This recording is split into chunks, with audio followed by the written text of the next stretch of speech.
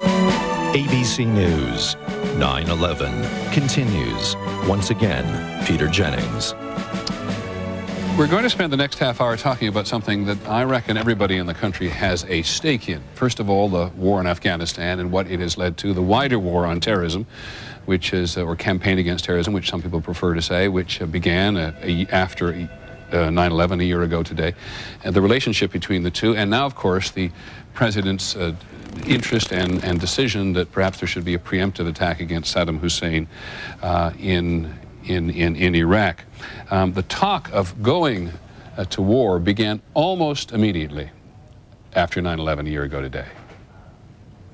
At least one senator in Washington, Senator Chuck Hagel of Nebraska, referring to that attack 60 years ago, which so surprised the nation, has now called this the second Pearl Harbor. We have to determine who was responsible, why this could happen without detection from so many different locations within the United States, and then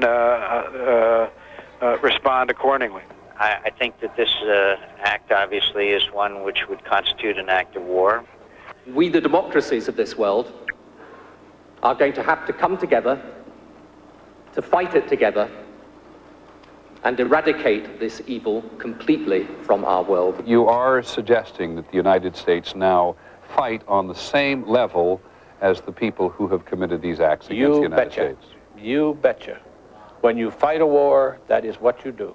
I'll tell you, Peter, there is a pervasive sense of anger among the military officers I've talked to today. They are ready to go to war. There is a sense of war here at the Pentagon. So the sounds of war, the discussion of war just got very intense from that day on, and it became very quickly clear that the target was going to be the Taliban government in Afghanistan, which the U.S. said repeatedly was harboring Osama bin Laden and his al-Qaeda network.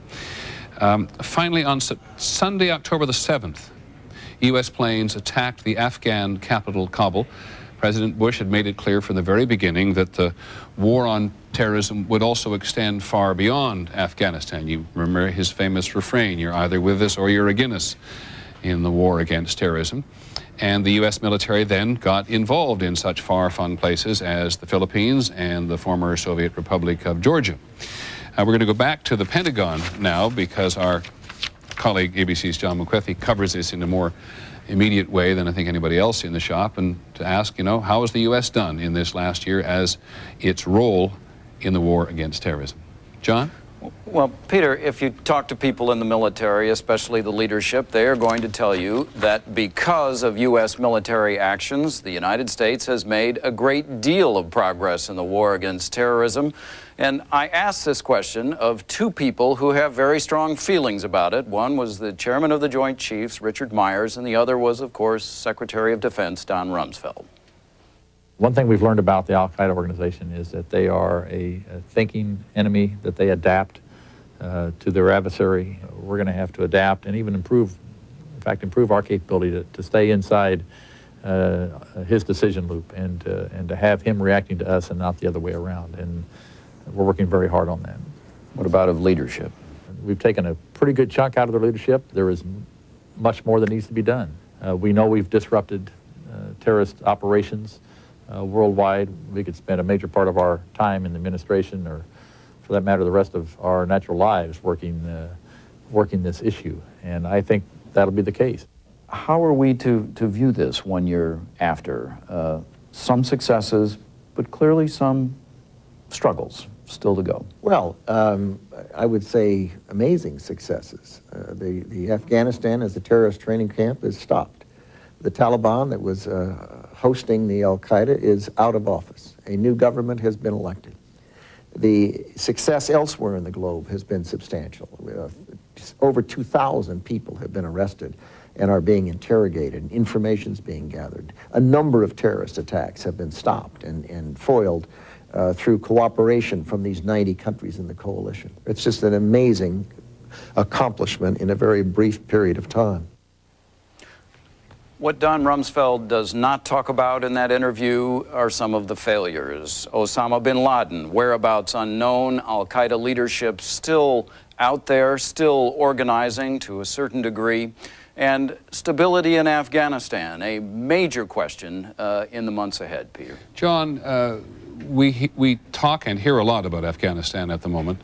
In that building, is there a sense that maybe this could get out of control and that the instability which you've just referred to could lead to civil war? There is always a concern that when you have what is essentially a feudal system of government with warlords that are trying to bind themselves together in some sort of a national government, that there is going to be a lot of struggles in the months ahead. I think the military still has a somewhat positive attitude, despite the fact that there are some warlords that the U.S. is now having to lean on rather hard. But there are many questions about how this country is going to survive, how Afghanistan is going to survive, if and when the U.S. military and some of its coalition partners have to diminish their presence. Is there anybody in that building more confident than Secretary Rumsfeld? Well, no. I mean, Don Rumsfeld is a very thoughtful person on how he views Afghanistan. He approached it in a very wary manner to begin with. He was the one that tried to rein in the United States, as various people said, we need to go in there in a big way and put in lots of soldiers, do all the peacekeeping. Rumsfeld said, no, no, no, no, no. We need to fight the war. We need to hunt the terrorists and let other of the coalition partners do some of the other important jobs there. Many thanks, John McCarthy, again at the Pentagon. He's been there since early morning.